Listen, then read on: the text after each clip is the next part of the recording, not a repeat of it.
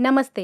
श्री माताजी निर्मला देवी जन्म शताब्दी वर्ष 2022-23 के इस सहज योग ध्यान के छठे सत्र में आप सभी का स्वागत है।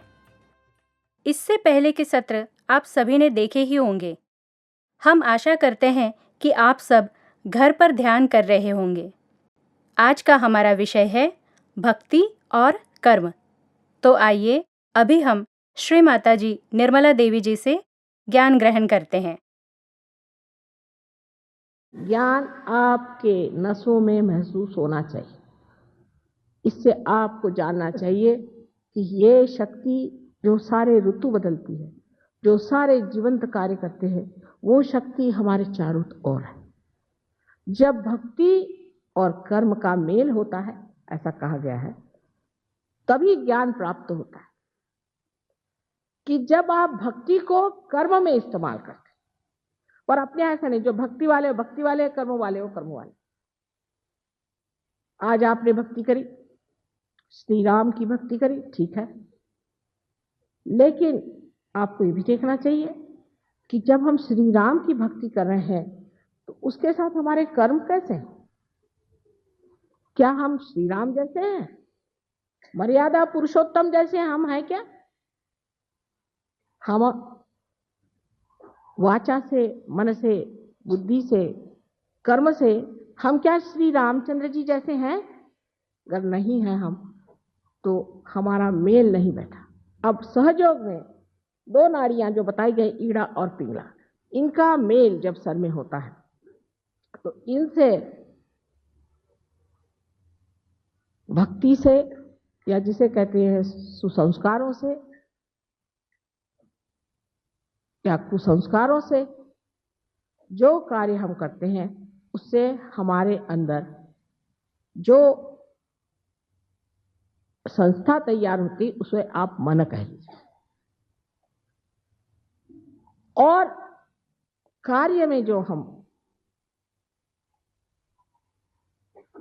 अपने को व्यस्त करते हैं, उससे जो संस्था तैयार होती है उसे आप अहंकार कह लीजिए।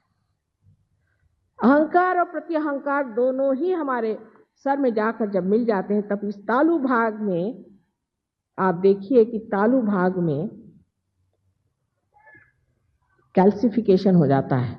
वहां हड्डी जो है 12 साल के उम्र के बाद एकदम मजबूत हो जाती है। वो जो नरम हड्डी होती है वो मजबूत हो जाती है। यहाँ अब हमने देख लिया कि किसी के अंदर भक्ति ज्यादा है तो वो तो और ही मुश्किल हो जाएगी, क्योंकि भक्ति अगर यहाँ तक आ जाए और अगर अहंकार यहाँ तक आ जाए तो ऐसे आदमी को जागृति देना बड़ा ही मुश्किल हो जाता है। लेकिन धर्म तभी होता है जब मनुष्य जिसकी भक्ति करता है उसके जैसा हो जाता है, उसके जैसे कर्म करता है। तो एक साहब हमें मिले, मैंने कहा कि आप श्री राम के भक्त हैं, आपने अपनी पत्नी क्यों छोड़ दिया? श्री राम ने भी तो पत्नी को छोड़ा था। अच्छा, और जो उसके पीछे रोते रोते घूमते घूमते लंका जी गए थे, उसका क्या हुआ? वहां तक हम नहीं जा सकते।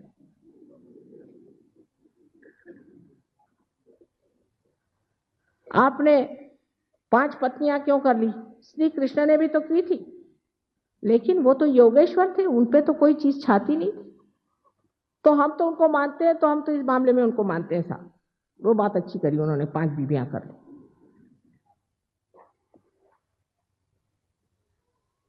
इस प्रकार जो निर्बुद्ध लोग होते हैं, जिनको कि मूढ़ कहा जाता है, मूढ़ लोग, वो भक्ति नहीं कर सकते और नहीं वो धर्माचरण कर सकते। यही धर्म का आचरण है कि जिसको आपने भक्ति से माना है उसके जैसा अपना आचरण करें। अब ज्ञानेश्वर जी जैसे आदमी, इनके के लिए कहती मैं कि साक्षात कोई ब्रह्म स्वरूप इतना पवित्र जीव संसार में आया और उन्होंने ध्यान की ही विधि बताई, समझ लीजिए, और उस पर उनके जो बड़े बड़े मंदिर बनाए, वहां उनकी मूर्तियां खड़ी की है। उसके आगे हमारे यहाँ कहते दिंडी करना। दिंडी करना माने राम राम राम राम चलो। सब लोग आते हैं अपनी वो टोपी ओपी उतार के, गंजी पहन के, सबका चला राम राम राम राम, हाथ में लेजिम लेगा। और मैंने कहा भाई हमको एक दिन के लिए हॉल दे दो, हम यहाँ ध्यान करना चाहते हैं। ध्यान व्यान यहाँ नहीं करने का, यहाँ सिर्फ आप दिंडी कर सकते। मैंने कहा साहब वो जो बैठे हैं सामने ज्ञानेश्वर जी, उन्होंने कौन सी दिंडी की थी? कहले वो ज्ञानेश्वर जी थे, पर उन्होंने कहाँ लिखा है कि आप दिंडी करिए? उसे क्या मतलब है, हम लोग तो दिंडी ही करते। मैंने कहा अच्छा नमस्कार, अगर ये आज जीवित होते तो हम आपसे बताते कि आप क्या हैं। निरे मूर्ख हैं और महामूर्ख हैं। कभी कभी इस तरह की गलत भक्ति से हम लोग अपना नर्क का रास्ता बना रहे हैं। इसलिए सजग हो जाना चाहिए और सतर्क होकर के हमें समझना चाहिए कि हमारे भक्ति में कहाँ दोष आ रहा है। अब सबसे बड़ा दोष भक्ति में इस तरह से आता है कि जब श्री राम आए तो उनसे कहने लगे हम तो भाई परशुराम को मानते हैं, परशुराम ही अच्छे क्योंकि मर गए ना। श्री कृष्ण आए, हम श्री कृष्ण तुमको नहीं मानते, हम श्री राम को मानते, ठीक है। जीसस आए, हम तुमको नहीं मानते, हम मोसेस को मानते, क्योंकि जो मर गए वो अच्छे अपने जेब में रहते हैं। एक प्लास्टिक का फोटो लगा लिया, काम खत्म। लेकिन वो प्लास्टिक का फोटो आपको कहाँ ले जाने वाला है, ये किस चीज का तमगा लगाया है आपने, ये समझ लीजिए। और फिर कहते हैं कि हमने माँ इतनी भक्ति करी और हमारा ऐसा हाल क्यों? तुम तो कहती हो कि हृदय में शिव का स्थान है, हम शिव भक्त हैं, और हमें हार्ट अटैक क्यों आ गया? उसकी वजह ये कि शिवो हम ऐसी वल्गना आपने क्यों करी? क्या आप शिव हो गए? क्या आपने आत्म साक्षात्कार पाया? मैं आत्मा हूं ऐसे चिल्लाने से वो शिव भी आपसे नाराज होगा। राम राम राम राम कहने से रामचंद्र जी कहते बाप रे बाप, इससे बचाए रखोगे तो हद हो गई। जिसकी आप उपासना करते हैं वही चक्र आपका पकड़ जाता है। आश्चर्य की बात है। और उसी से हम पूछते हैं क्या आप शिव को मानते हैं? माता जी आपने कैसे पहचान लिया? अरे भाई जैसे भी पहचान, तुम्हारे चक्रों से पहचान रही हूं, कोई इसमें विशेष ज्ञान की जरूरत नहीं है।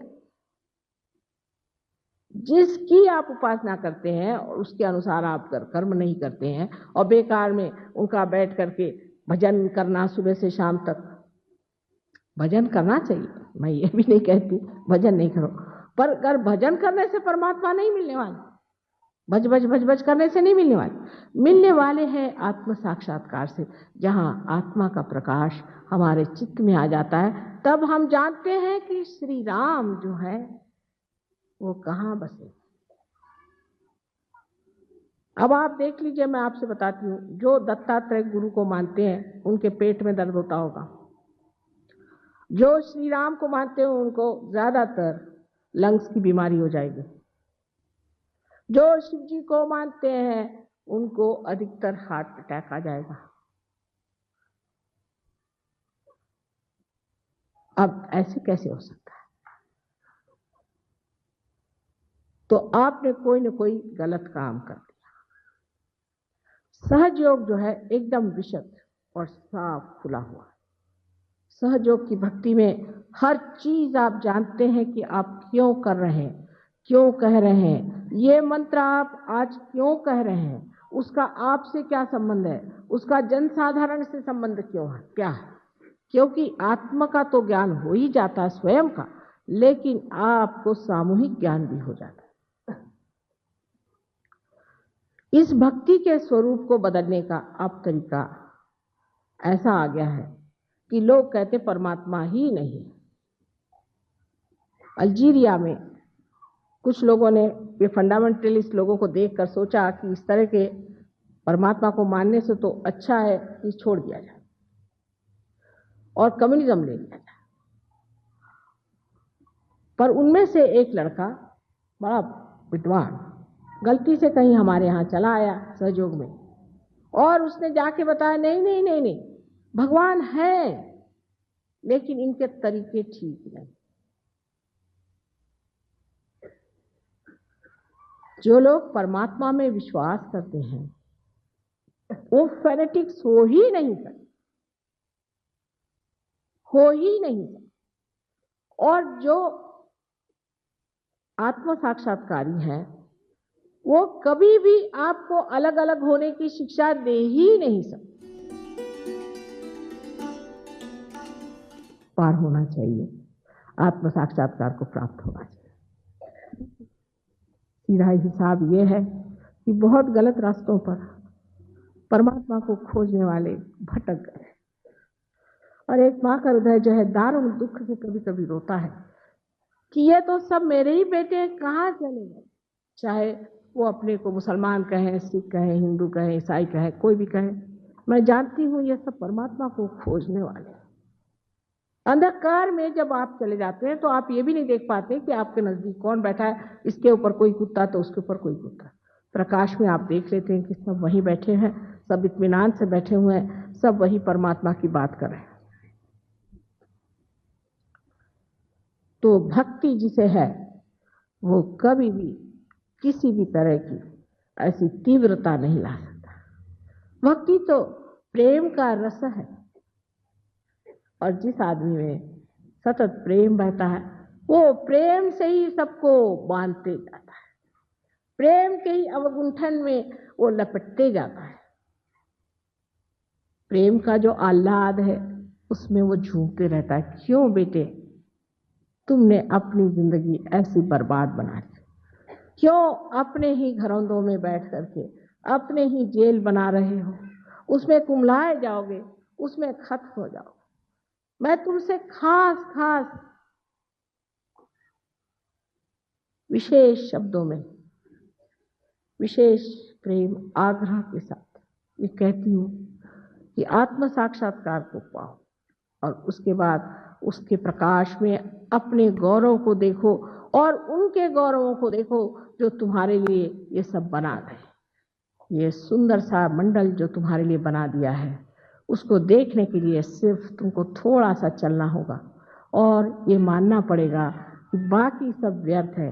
सूरदास जी ने जैसे कहा था कि सब सुरसागर लिखने के बाद कहते हैं कि सूरदास की सभी अविद्या दूर करो नंदलाल।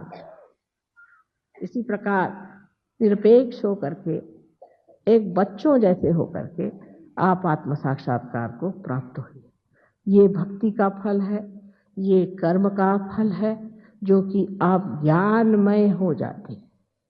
परमात्मा आप सबको आशीर्वाद।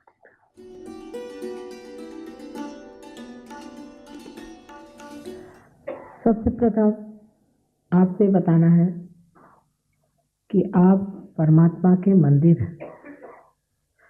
विशेष रूप से परमात्मा ने आपको बनाया है, छाट छाट कर अनेक योनियों से निकाल करके इस मनुष्य स्थिति में आपको लाया।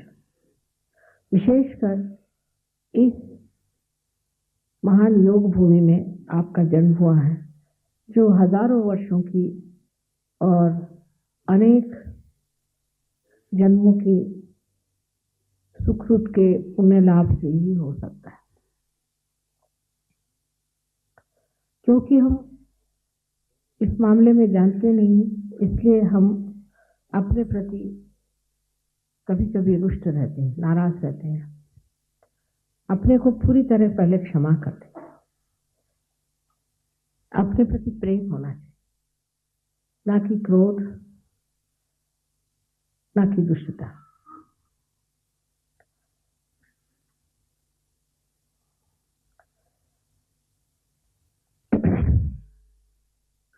यानी मैंने ये दोष किया, मैं ऐसा पतित हूँ, मैंने ये पाप किया, ये सब भावनाएं सर में भर भर के लोगों ने आपका फायदा उठाया। इसलिए ऐसी किसी भी न्यूनता की भावना को अपने हृदय से पूर्णतः निकाल दीजिए, पूरी तरह से इसको निकाल दें।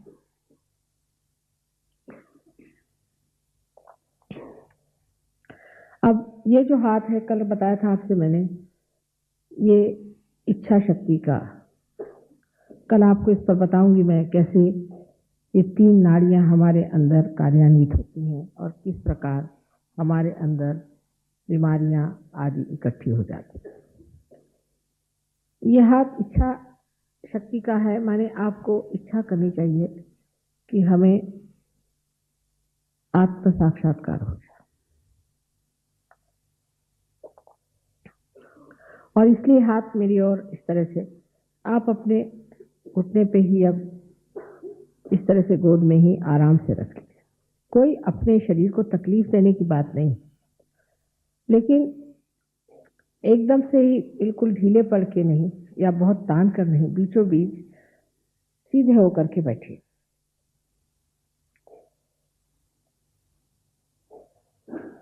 और ये हाथ हमारी क्रिया शक्ति है, इसलिए इस हाथ को हम इस्तेमाल करेंगे उस क्रिया के लिए जिससे हम अपनी कुंडलिनी का जागरण करना सीख लें। हालांकि ये कार्य सब अक्रिया में होता है, ये सब चीज अंदर ही अपने आप जागरूक हो करके जीवंतता से ही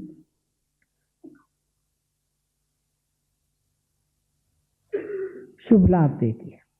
इसके लिए कोई क्रिया करने की जरूरत नहीं, पर इस क्रिया से जैसे कि आप स्वीकार करते हैं कि आप आत्म साक्षात्कारी होना चाहते हैं, इसलिए जैसे हम नमस्कार करते हैं उसी प्रकार एक ये हाथ का चलन वलन करना होगा, जिससे आपकी कुंडलिनी जो आपकी माँ है, सबकी वैयक्तिक माँ है, हर एक की अलग अलग माँ है, वो समझ जाएगी कि आप आत्म साक्षात्कारी होना चाहते हैं। क्योंकि सारे बुद्धि का स्रोत जो परम बुद्धि है वही कुंडलिनी है। वो सब कुछ जानती है, वो समझती है, वो सब व्यवस्था करती है और वही सारा कार्य करती है। कृपया आपको आंख बंद करनी पड़ेगी। चश्मे वगैरह भी उतार लें तो अच्छा है, गले में कोई माला वाला हो तो उसे उतार लीजिए, जिससे कोई बोझा न रहे। आंख पूरी समय बंद रखिएगा, क्योंकि चित्त बाहर आकर्षित हो जाता है आंख जब खुली रहती है। इसलिए आप कृपया अपनी आंख बंद रखें। जैसे समझ लीजिए कि चित्त है यहाँ फैला हुआ है, इसके अंदर से कुंडलिनी जब ऐसी चलती है तो चित्त के अंदर की ओर खींचा जाता है, और जब ब्रह्मरंध्र में जाकर के भेदन होता है उस वक्त आत्मा का प्रकाश इस चित्त में फैलना शुरू हो जाता है। आत्मा तो हृदय में, लेकिन परमात्मा जो है हमारे सर के ऊपर। सदाशिव का स्थान हमारे सर पे, शिव हमारे हृदय में।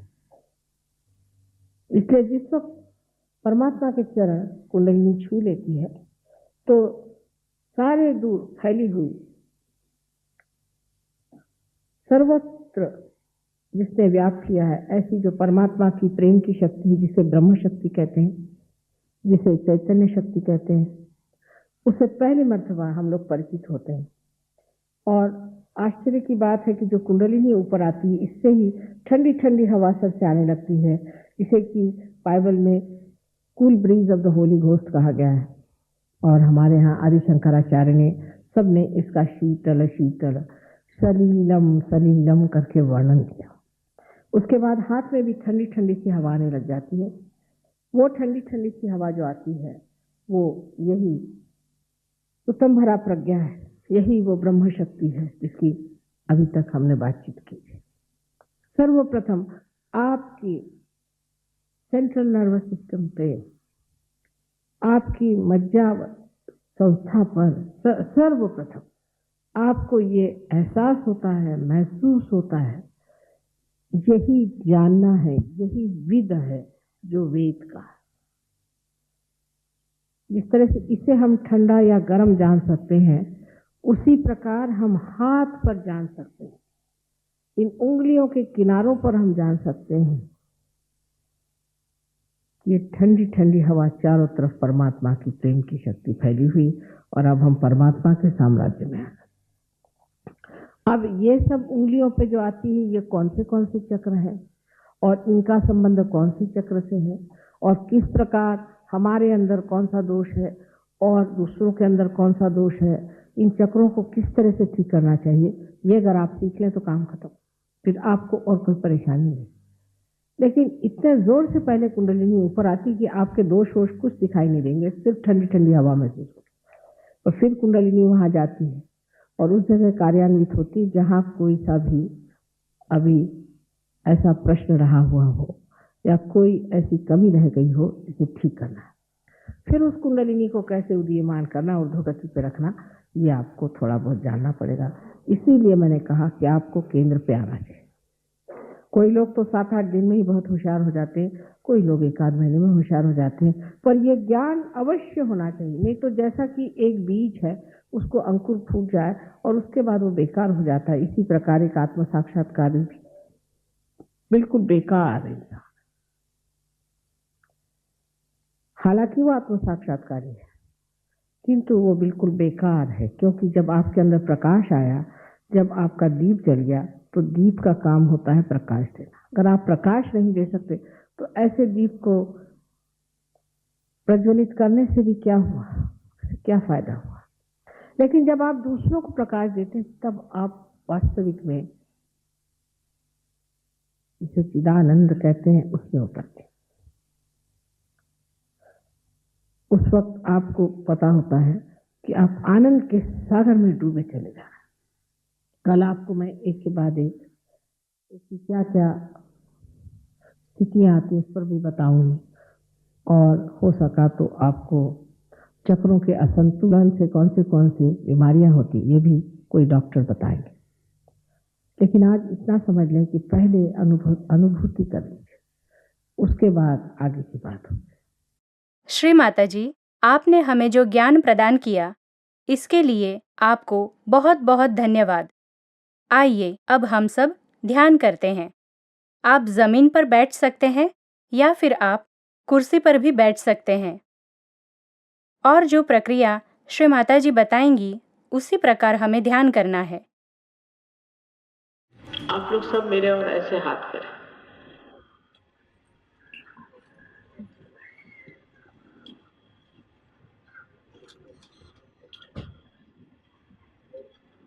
With the Indians, I don't have to do all the exercise. I'm sorry.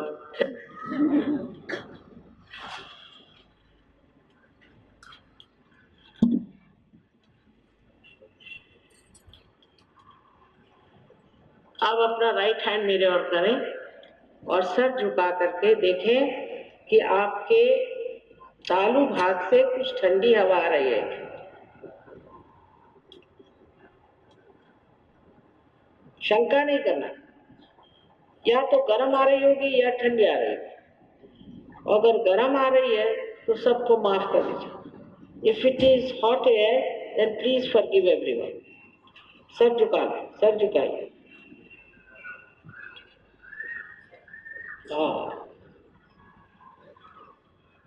अब लेफ्ट हैंड मेरे और, please put your left hand towards me. Now bend your head and see with your right hand. Left hand मेरे और करें, sir झुका के, और right hand से देखिए ठंडी या गर्म हवा आ रही है क्या। आप ही के सर से आएगी।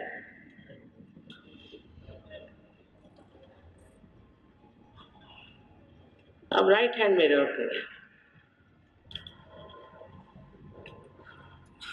और फिर सर झुकाए। Please put right hand towards me. अब पुट डाउन योर हेड और अब फिर देखिए आप कि सर में से दूर, किसी के दूर आती, किसी नजदीक आती। अगर आपके अंदर गर्म आ रही, इसका मतलब आपने अपने को माफ नहीं किया और दूसरों को माफ नहीं किया। If there is hot air coming, that means you have not forgiven yourself and you have not forgiven others. So please forgive now. अभी आप सबको माफ करिए, माफ कर दीजिए, माफ भूल जाइए सब। हाँ,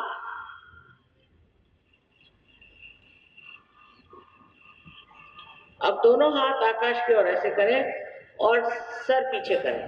Please put both your hands towards the sky like this and push back your head upwards towards the sky. आकाश की ओर देखिए। अब आप ये 3 प्रश्नों में से एक प्रश्न पूछें। पहला प्रश्न ये, क्या माँ ये परमात्मा की प्रेम शक्ति है? 3 बार पूछे। या दूसरा प्रश्न, क्या माँ ये परम चैतन्य है? और तीसरा प्रश्न, क्या माँ ये रूह है? Please ask one of the questions. Mother, is this the full breeze of the Holy Ghost? 3 times. Or Mother, is this the all-pervading power of divine love? Or thirdly, Mother, is this the Param Chaitanya truth? Ask any one of these questions 3 times. Now put down your hands. Put your hands towards me like this. आपके सबके हाथ मेरी ओर करिए और अब निर्विचार हो जाइए, become thoughtless.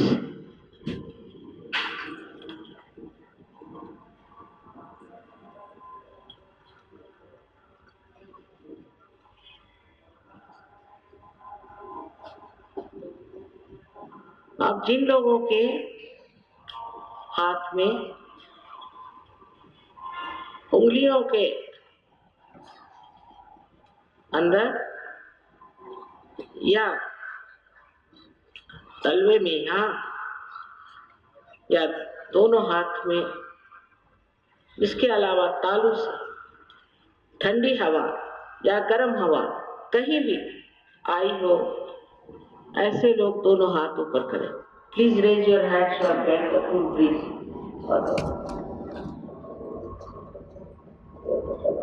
सारे के सारे पार हो गए आप लोग।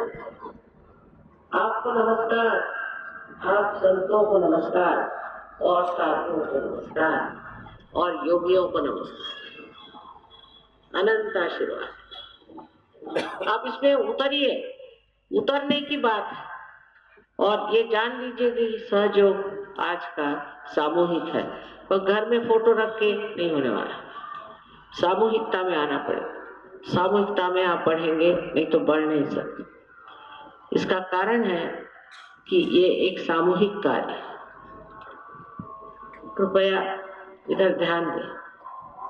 ये एक सामूहिक चेतना का कार्य है और वो सामूहिकता में ही जमता है। इसलिए सब चीज एक तरफ और एक तरफ अपना उत्थान, ये समझ करके आप आइएगा। मेरा सबको अनंत आशीर्वाद। श्री माता जी, आज के इस ध्यान के लिए आपको बहुत बहुत धन्यवाद। अब आप सब ये जानना चाहते होंगे कि घर पर ध्यान कैसे करें।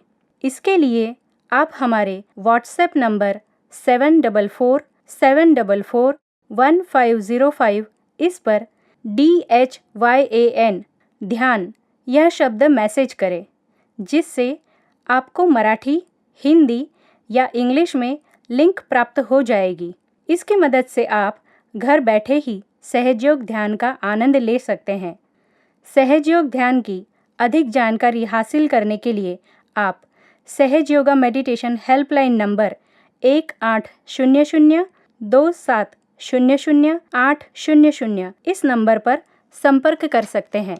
सहज योग ध्यान सीखने हेतु लर्निंग सहज योगा यूट्यूब चैनल को सब्सक्राइब करें। हर शनिवार शाम 6:30 बजे हिंदी और मराठी भाषा में ऑनलाइन मेडिटेशन कंडक्ट किया जाता है। कृपया आप इससे जुड़े। अगला सत्र आने वाले रविवार को सुबह 6 बजे प्रसारित होगा। आप सभी का बहुत बहुत धन्यवाद।